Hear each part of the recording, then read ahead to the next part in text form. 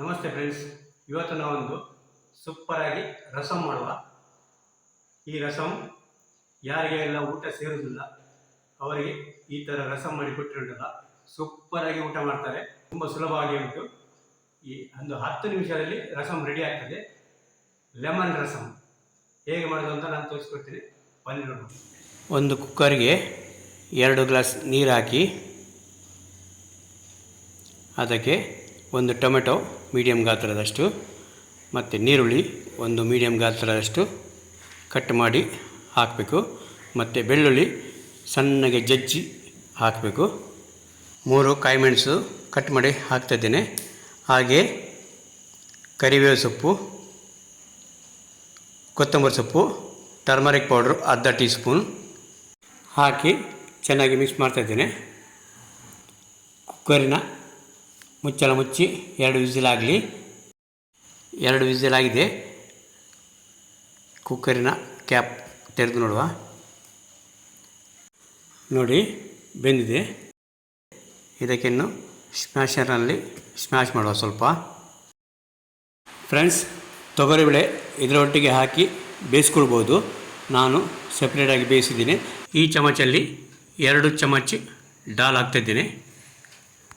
ಬೇಯಿಸಿಟ್ಟ ದಾಲಿನ ನೀರು ಕೂಡ ಹಾಕ್ಕೊಳ್ಬೋದು. ನಾನು 2 ಗ್ಲಾಸು ನೀರು ಹಾಕ್ಕೊಳ್ತಿದ್ದೀನಿ. ಉಪ್ಪು ರುಚಿಗೆ ಹಾಕುವ. ಹಾಗೆ ಮಿಕ್ಸ್ ಮಾಡಿ ತಗೊಳ್ಳುವ. ಚೆನ್ನಾಗಿ ಕುದಿಬೇಕಿದು. ನೋಡಿ, ಕುದೀತಾ ಉಂಟು. ಹಿಂಗಿನ ನೀರು ಇಲ್ಲಾಂದರೆ ಪೌಡ್ರ್ ಸಾಕ್ಕೊಳ್ಬೋದು. ಚೆನ್ನಾಗಿ ಕುದಿಯಬೇಕು. ಜಾಸ್ತಿ ಕುದಿದಷ್ಟು ಚೆನ್ನಾಗಿ ರುಚಿ ಬರ್ತದೆ. ಇದಕ್ಕಿನ್ನು ಒಗ್ಗರಣೆ ಹಾಕುವ. ನಾನು ತುಪ್ಪದಲ್ಲಿ ಒಗ್ಗರಣೆ ಹಾಕ್ತಾಯಿದ್ದೀನಿ. ನೀವು ಬೇಕಾದರೆ ತೆಂಗಿನ ಎಣ್ಣೆಯಲ್ಲಿ ಒಗ್ಗರಣೆ ಹಾಕ್ಬೋದು.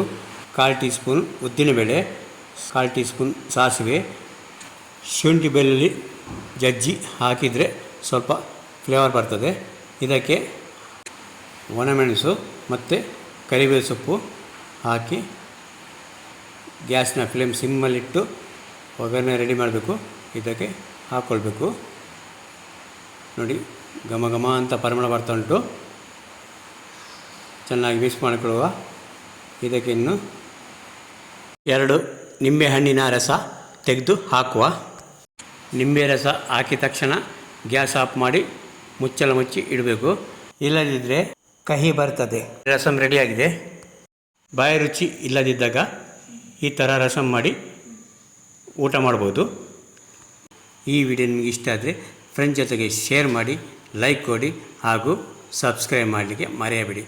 Thank you.